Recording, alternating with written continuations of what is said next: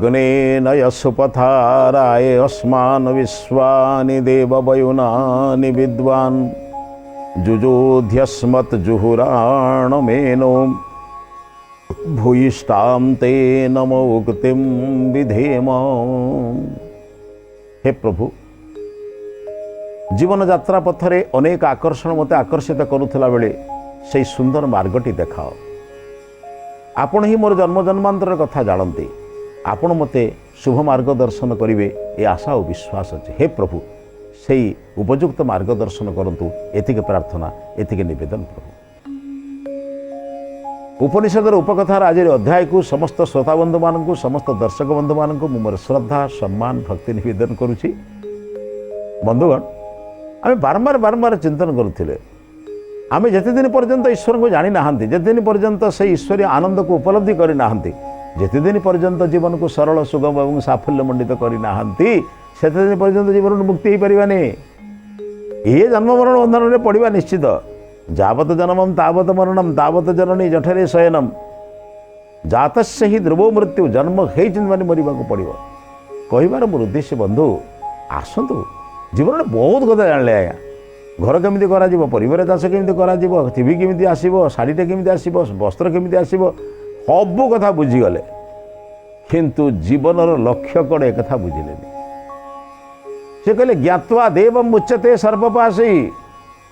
उपनिषद ऋषि कहले ज्ञात्वा देवम, जेतेबेले तुम से दिव्य गुण संपन्न परमात्मा को जानिला परे ही मुच्यते सर्वपाशी। दुनियार जेते बंधन सब बंधन तुम मुक्त हब। कौन बंधन? बंधन तीन प्रकार। वेदर मंत्र कहले उदुत्तमम वरुण पाशमस्वम अवाधमं बी मध्यमं श्रद्धाय। उत उत्तमम बी मध्यमम अवधमम। उत्तम बंधन जो बंधन आवश्यक आप जानते संध्या प्रार्थना उपासना करवा दान करवा पुण्य करवा परोपकार करवा ये भी गोटे बंधन। आज्ञा आप बंधन ना हेनी। आप देखिए आप गाँव में जन दरिद्र लोकर झील बाहर हो कहार झील बाहर हो गोटे गोटे लोक आज्ञा सका संध्या पर्यंत खटुवे समस्त को निमंत्रण दिखाई ताकू भी निमंत्रण दिखाई से गोटे बंधन ले पड़ जाए। सी जब मो झी होता से बापाटे केते परिश्रम कर सहयोग करी ये भी गोटे बंधन। मु बंधन करी कौन मुक्त समाज कल्याण करने गोटे दरिद्र लोक घरे रोगे पड़ी मुझे डाक्तखाना पहुँचे देवी से डाक्तखाना पहुँचे टे भल हो जो परोपकार रूपक बंधन अन्यर मुहरे हस पटेवा रूपक जो बंधन ये बंधन कौन समस्त से बंधन जापरेंगे। ये हूँ उत्तम बंधन। दया क्षमा परोपकार सेवा अहिंसा सत्य अस्तेय ब्रह्मचर्य अपरिग्रह शौच संतोष तप स्वाध्याय ईश्वर प्रणिधान आदि बंधन ये बंधन ने बांधि रख बाबू। उत उत्तम बांधि रख। बी मध्यमम अनेक संदेह बंधन अच्छी। ईश्वर अच्छा ना नहांती? ईश्वर अवतार नियंती ना नियंती? ईश्वर साकार ना निराकार? ईश्वर लीला करती ना कौन करती? ये जो विभिन्न प्रकार ईश्वर साकार कार्य करती कि नहीं द्वंद्व भितर रहा। द्वंद्वर ऊर्ध्व पी मध्यम विगत कर दिया ता भर ऊर्ध्व को जाओ। सत्य ज्ञानी गुणी लोक मान चरण तले बस प्रश्न उत्तर कर सत्य को जान असत्य को परित्याग कर। जीवनटा स्वल्प समय मिली खाली या दरकार ये ठीक ना या ठीक ना या ठीक ना बाछु बाछु समय जीव आण कौदिन परिवा खाली या जानी जानी जाऊँ जाऊँ जीवन जो। अरे भाई कौन गोटे निष्पत्ति कर उपयुक्त गुरुचरण बस तद्विधि प्रणिपातेन परिप्रश्नेन सेवया उपदेक्षन्ति ते ज्ञानम ज्ञानिन तत्वदर्शिन। तत्वदर्शी गुरु निकट को जाओ चरण तले बस चरण तले बसी विचार कर आत्मा कौन परमात्मा कौन तथ्य कौन तत्व कौन जीवन कौन ये गति कौन मनुष्य जीवन लक्ष्य कौन एक पचारा आपण जीवन लक्ष्य पाइबे। से हूँ मध्य बंधन मुक्त हो शेष कले अवधमम अव माने तलू जी आमको नौ हिंसा करवा द्वेष करवा पितामाता प्रति भक्ति न करवा अन्याय करवा अत्याचार करवा परधन लुंठन करवा जो कार्यगुड़िक मत तल को नौ से कार्य को पाद तले रखी अव से तले मुता बस सी मत शासन कर शासन ये भावना जब दिन पर्यंत रही बंधन मुच्यते सर्वपाशी। दुनिया एपरी को बंधन ना से बंधन मुक्त हो कहीं जानते लोक बर्तमान बंधन पड़ी निजर प्रवृत्ति छाड़न बंधन तो पड़ जाए। विचार बंधन विचार को विचार न करी कौटी मोर कौन करवा उचित से विचार न करी कर्म करते किंतु लोके जानी ना आगर सीना किए कहबेनि आज्ञा ସମସ୍ତେ କହିବେ ଲୋକଟା ଅହଙ୍କାରୀଟା ଆଜ୍ଞା, ଲୋକଟା ଚୋର ବଦମାସଟା ଆଜ୍ଞା। ସମ୍ମୁଖରେ କହିବେନି, କାହିଁକି ନା ତାର ପ୍ରତିପତ୍ତି ଅଛି, ତା ପାଖରେ ସାମର୍ଥ୍ୟ ଅଛି, ତା ପାଖରେ ଅନେକ ଲୋକଙ୍କୁ ଦଣ୍ଡ ଦେବାର ଅଧିକାର ଅଛି। ତେଣୁ ସେ କେବେ ସେ କଥା ଚିନ୍ତନ କରି ସେ କ'ଣ କରିବ? ସେ କେବଳ ସମସ୍ତଙ୍କୁ ଆମର ଶାସନ କରିବା ପାଇଁ ଚେଷ୍ଟା କରିବ। କିନ୍ତୁ ଶାସନ କରିବାର କ୍ଷମତା ଭିତରେ ମଧ୍ୟ ଶାସନ କରନ୍ତି।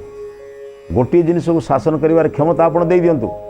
ଜଣେ ସୈନିକ ଯାହା କରିବ ଜଣେ ମନ୍ତ୍ରୀ ତାହା କରିବନି, ଜଣେ ମନ୍ତ୍ରୀ ତାହା ଯାହା କରିବ ଜଣେ ସେନାପତି ତାହା କରିବନି, ଜଣେ ସେନାପତି ଯାହା କରିବ ଜଣେ ରାଜା ସେହା କରିବନି। ଥରେ ରାଜା ଶୋଭାଯାତ୍ରାରେ ଯାଉଛନ୍ତି, ଶୋଭାଯାତ୍ରା ବାହାରିକି ଯାଉଛି, ରାଜାଙ୍କ ଶୋଭାଯାତ୍ରା ବାହାରିଲା ବେଳେ ଦେଇଛନ୍ତି ନା, କିନ୍ତୁ ବାଜା ବାଜିବ, ହାତୀ ଆଗରେ ଯିବ, ଘୋଡ଼ା ଚାଲିବ, ରଥ ଚାଲିବ, ବାଜା ବାଜିବ, ଶୋଭାଯାତ୍ରା ଯାଉଛନ୍ତି। ଶୋଭାଯାତ୍ରା ଯେ ଭିତରେ ଦୁଇଟି କାମ, ଶୋଭାଯାତ୍ରା ଯାଉଛନ୍ତି। ଶୋଭାଯାତ୍ରା ଯାଉଥିଲା ବେଳେ ଜଣେ ସନ୍ନ୍ୟାସୀ କିନ୍ତୁ ଚକ୍ଷୁହୀନ ସେ ବସିଛନ୍ତି, ସମସ୍ତେ ଦର୍ଶନ କରି ଯାଉଛନ୍ତି, କିନ୍ତୁ ଇଏ ତ ଦେଖିପାରିବେନି, କ'ଣ କରିବେ? ରାସ୍ତାରେ ଅଛନ୍ତି, ରାସ୍ତାରେ ଗୋଟେ ସାଇ ବସିଛନ୍ତି, ସାଇଡ଼୍ରେ ଗୋଟେ ପାଖକୁ ବସିଛନ୍ତି। ରାଜସ୍ୱ କର୍ମଚାରୀ ମାନେ ଚାଲିଗଲା ପରେ ସେ କିଛି ଚିନ୍ତନ କରିବେ। ଲୋକେ ପଚାରିଲେ, କହିଲେ ଆପଣ ଏଠି ବସିଛନ୍ତି କ'ଣ ପାଇଁ? ନା ମୁଁ ସିନା ରାଜାଙ୍କୁ ଦେଖିପାରିବେନି, ରାଜା ତ ମୋତେ ଦେଖିବେ ନା।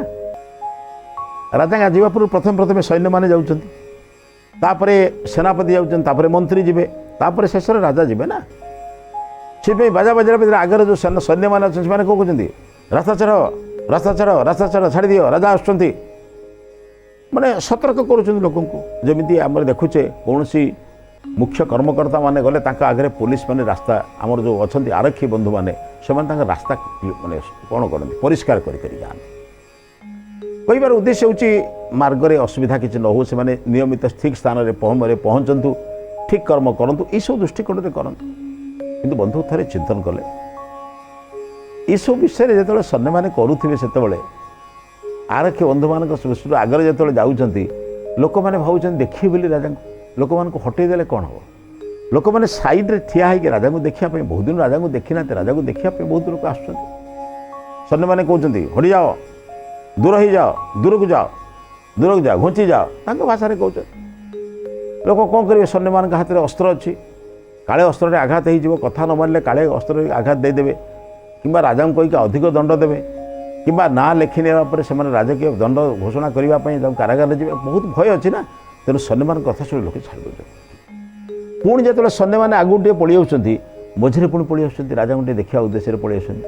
ତେଣୁ ସେନାପତି କହୁଛନ୍ତି ଦୂର ହୁଅ, ଦେଖିପାରୁନ, ଜାଣିପାରୁନ, ରାଜକୀୟ ସମ୍ଭାର ଆସୁଛି, ବର୍ତ୍ତମାନ ମାନେ ଚାଲୁଛନ୍ତି, ବାଜା ବାଜୁଛି, ଘୋଡ଼ା ହାତୀ ଚାଲୁଛନ୍ତି, ସମସ୍ତେ ତୁମେ ଜାଣିପାରୁନ କିଛି? ଏକଥା ସେନାପତିରେ କହୁଛନ୍ତି। ସେମାନେ ସେନାପତି କହିସାରିଲା ପରେ ସେମାନେ ବି ଭୟ କରୁଛନ୍ତି, ପ୍ରକୃତ କ'ଣ ହେଇଯିବ, କଥା କରିବେ, ସେଥିପାଇଁ ସେମାନେ ଦୂରେଇ ଯାଉଛନ୍ତି।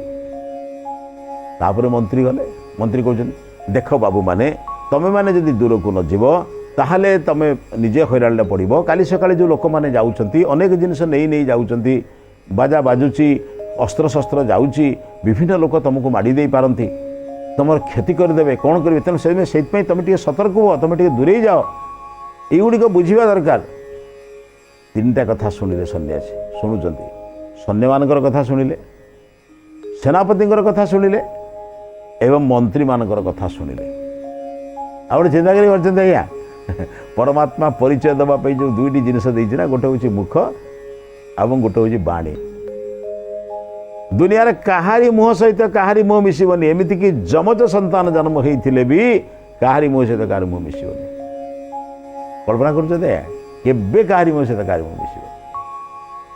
ନମ୍ବର 2, ରାତିରେ ଅନ୍ଧାରରେ ମଧ୍ୟ ଆପଣ ସ୍ୱରକୁ ଚିହ୍ନି ନେବେ।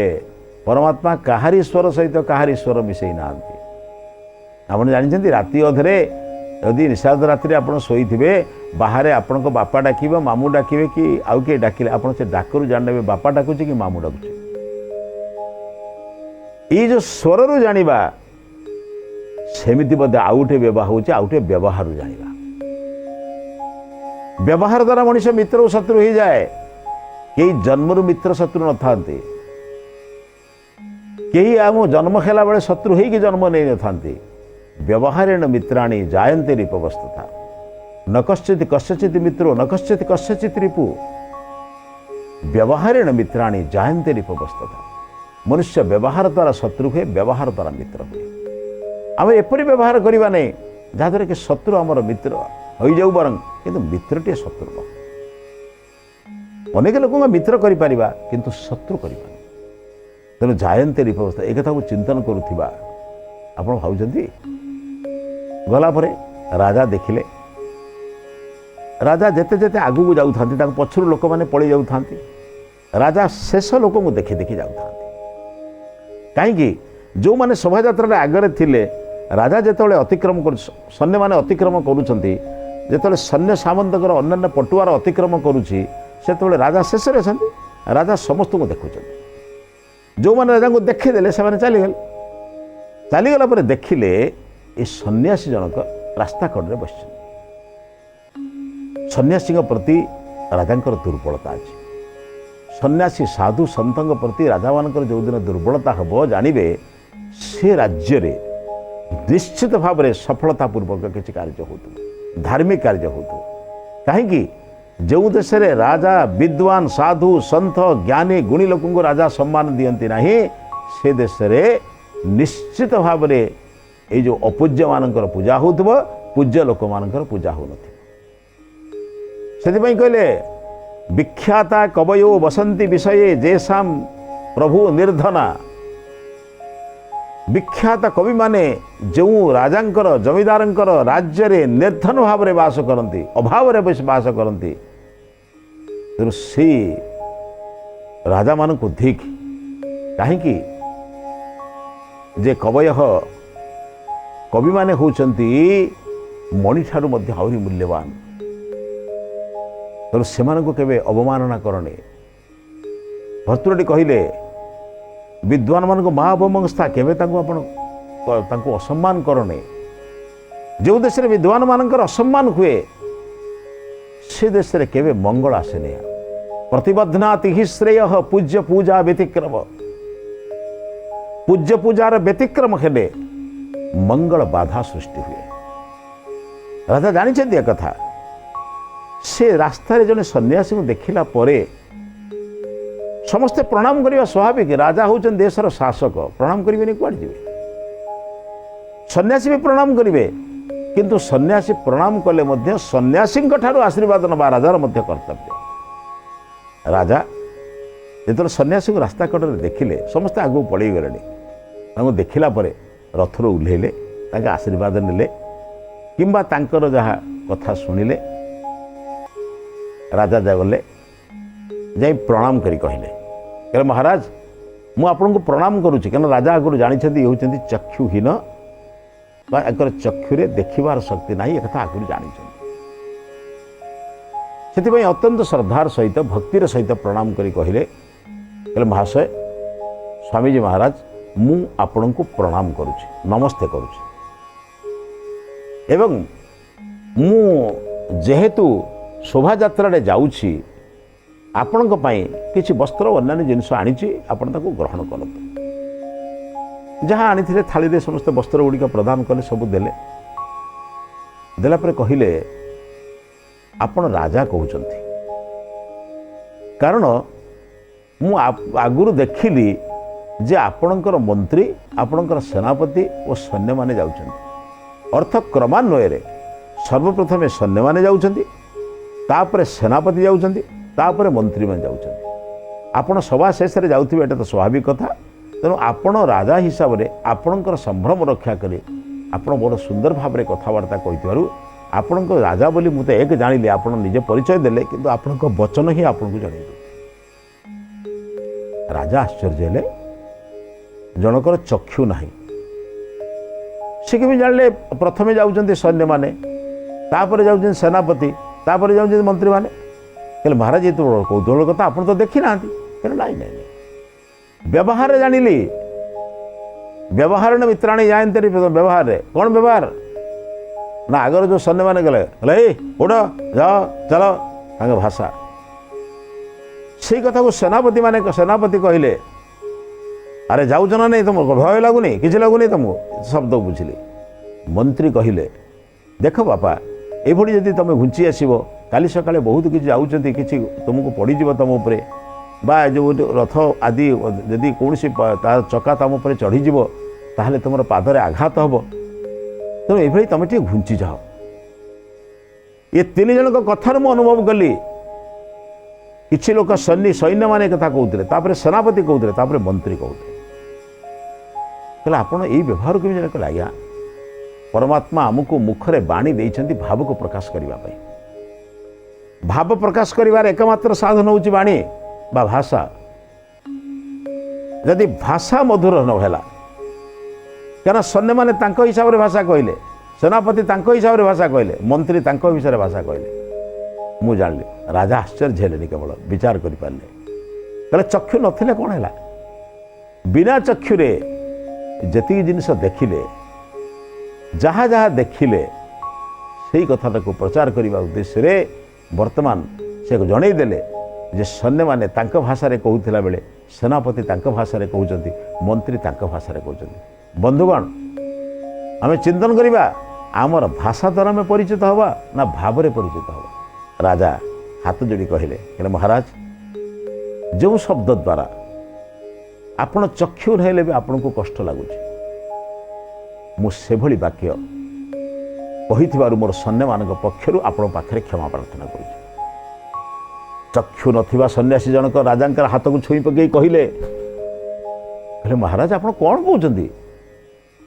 ସେମାନେ ଆଜ୍ଞା ଯେଉଁ କାର୍ଯ୍ୟ କରୁଛନ୍ତି ସେଇ ସ୍ତରରେ କହିବେ, ସେମାନେ ଯଦି ତାହା ନ କହିବେ ଲୋକ କେମିତି ଯିବେ? ଯାଅ ଏକଥା ଶବ୍ଦ କହିବାକୁ ବାଧ୍ୟ ସେମାନେ। ସେନାପତି ଯେହେତୁ ସୈନ୍ୟମାନଙ୍କୁ ପରିଚାଳନା କରୁଛନ୍ତି, ସେ ତାଙ୍କ ଦୃଷ୍ଟିକୋଣରୁ କହୁଛନ୍ତି।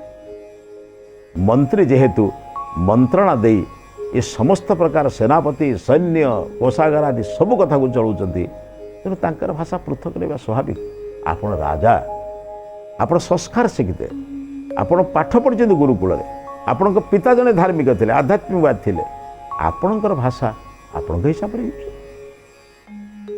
ତେଣୁ ସେଥିପାଇଁ ମନୁଷ୍ୟ ଯେଉଁ ଅହମିକାର ବନ୍ଧନ ଭିତରେ ପଡ଼ିଯାଇଛି, ମୁଁ ରାଜା, ମୁଁ ଶାସକ, ମୁଁ ମନ୍ତ୍ରୀ, ମୁଁ ଏହା କରିପାରିବି, ମୁଁ ଯାହା ଚାହିଁଲେ ତାହା କରିପାରିବି, ନା ଭାଇ, ଆପଣ ଯାହା ଚାହିଁଲେ ତାହା କରିପାରିବେ ନାହିଁ। ଯାହା କରିବା ଉଚିତ ସେଇ କାମ କରନ୍ତୁ, ଆପଣ ଯାହା ଚାହିଁଲେ କରନ୍ତୁ ନାହିଁ। ଯେଉଁ କାମ କରିବା ଦ୍ୱାରା ଆପଣ ଈଶ୍ୱରଙ୍କର, ଆତ୍ମାର, ମନୁଷ୍ୟମାନଙ୍କର ଆପଣ ବିଚାରଶୀଳ ମନୁଷ୍ୟ ହୋଇପାରିବେ, ସେଇ କାମ ଆପଣ ତାହା କଲେ ଆପଣ ଜାଣିବେ ଆପଣଙ୍କର ଭାଷା ହିଁ ଆପଣଙ୍କର ବ୍ୟବହାରର ପ୍ରତୀକ ହେବ। ରାଜା ପ୍ରଣାମ କଲେ, ଯାହା ଥିଲା ତାଙ୍କୁ ନେଇକି ଦେଲେ, ତାଙ୍କର ଉପହାର ଦେବା କଥା ଦେଲେ, ଦେଇସାରିଲା ପରେ କହିଲେ ମହାରାଜ ଆପଣ ଚକ୍ଷୁ ନଥାଇ ଯେଉଁ ନିର୍ଣ୍ଣୟ କଲେ, ଆମେ ଚକ୍ଷୁ ଥାଇ ମଧ୍ୟ ସେପରି ନିର୍ଣ୍ଣୟ ନେଇପାରୁନୁ। କାହିଁକି ନା ଆମ ଆଗରେ ପ୍ରିୟା, ପ୍ରୀତି, ତୋଷଣ, ଭଲ ମନ୍ଦ ବିଭିନ୍ନ ପ୍ରକାର ବ୍ୟବହାର ଅଛି। ଯେହେତୁ ରାଜାଙ୍କର ଉପହାର ଗ୍ରହଣ କଲା ପୂର୍ବରୁ ସନ୍ନ୍ୟାସୀ ଜଣକ ଉପଦେଶ ଦେଲେ, ମହାରାଜ ଏଇ ପ୍ରିୟା ପ୍ରୀତି ମାନଙ୍କ ଠାରୁ ଦୂରେଇ ନ ରହିଲେ ପ୍ରଜାଙ୍କୁ ଆପଣ ସୁଶାସନ ଦେଇପାରିବେ ନାହିଁ। ଯେଉଁମାନେ ଭଲ କରୁଛନ୍ତି ସେମାନଙ୍କୁ ଉତ୍ସାହ ଦିଅନ୍ତୁ, ଯେଉଁମାନେ ଭୁଲ କରୁଛନ୍ତି ସେମାନଙ୍କୁ ଦଣ୍ଡ ଦିଅନ୍ତୁ। ଦେଖିବେ ଆପଣଙ୍କର ରାଜ୍ୟ ସ୍ୱର୍ଣ୍ଣପଶୁ ରାଜ୍ୟ ହେବ, ଆପଣଙ୍କ ରାଜ୍ୟ ବହୁ ରାଜ୍ୟ ଭିତରେ ପ୍ରଥମ ରାଜ୍ୟ ହେବ। ରାଜା ସନ୍ନ୍ୟାସୀଙ୍କୁ ନମସ୍କାର ପ୍ରଣାମ କରି ଆପଣଙ୍କର ଆଦେଶକୁ ପାଳନ କରିବେ ବୋଲି ପ୍ରତିଶ୍ରୁତି ଦେଇ ପୁଣି ନିଜର ଶୋଭାଯାତ୍ରାକୁ ଫେରିଲେ। ବନ୍ଧୁଗଣ, ଭାଷା ହିଁ ଭାବର ପ୍ରତୀକ। ଆପଣ ଏଭଳି ଭାଷା ପ୍ରୟୋଗ କରନ୍ତୁ ନାହିଁ ଯାହାଦ୍ୱାରା ଆପଣ ନିଜର ପିତୃପୁରୁଷକୁ ମଧ୍ୟ ଅପମାନିତ କରିବେ। ସେଇରେ କୁହନ୍ତୁ, ସ୍ପଷ୍ଟ କୁହନ୍ତୁ, ସତ୍ୟ କୁହନ୍ତୁ ଏବଂ ମଧୁର କଥା କୁହନ୍ତୁ। ଦେଖିବେ ମନୁଷ୍ୟ ସମସ୍ତଙ୍କର ପ୍ରିୟ ଭାଜନ ହୋଇପାରିବ। এই ବିଚାର ସହିତ ଆଜିର ଅଧ୍ୟାୟକୁ ସମାପ୍ତ କରୁଛି। ଏ ଅଧ୍ୟାୟକୁ ସମାପ୍ତ କରିବା ପୂର୍ବରୁ ଆଜିର ହିତବାଣୀ ସମ୍ପର୍କରେ ଚିନ୍ତନ କରିବା। ଭାଷାରେ ମଧୁର ଭାଷା କୁହନ୍ତୁ, ସତ୍ୟ କୁହନ୍ତୁ, ମିତ ଅଳ୍ପ କୁହନ୍ତୁ ଏବଂ ଯଥାର୍ଥ କଥା କୁହନ୍ତୁ। ଦେଖିବେ ଆପଣଙ୍କର ଭାବନା ଆପଣଙ୍କ ଭାଷାରେ ପ୍ରତିଫଳିତ ହୋଇ ମନୁଷ୍ୟମାନଙ୍କ ଭିତରେ ଆପଣଙ୍କର ଆଦର ବୃଦ୍ଧି କରିବ। ଏ ବିଚାର ସହିତ ଆଜିର ଅଧ୍ୟାୟକୁ ସମାପ୍ତ କରୁଛି। ସମସ୍ତଙ୍କୁ ନମସ୍କାର।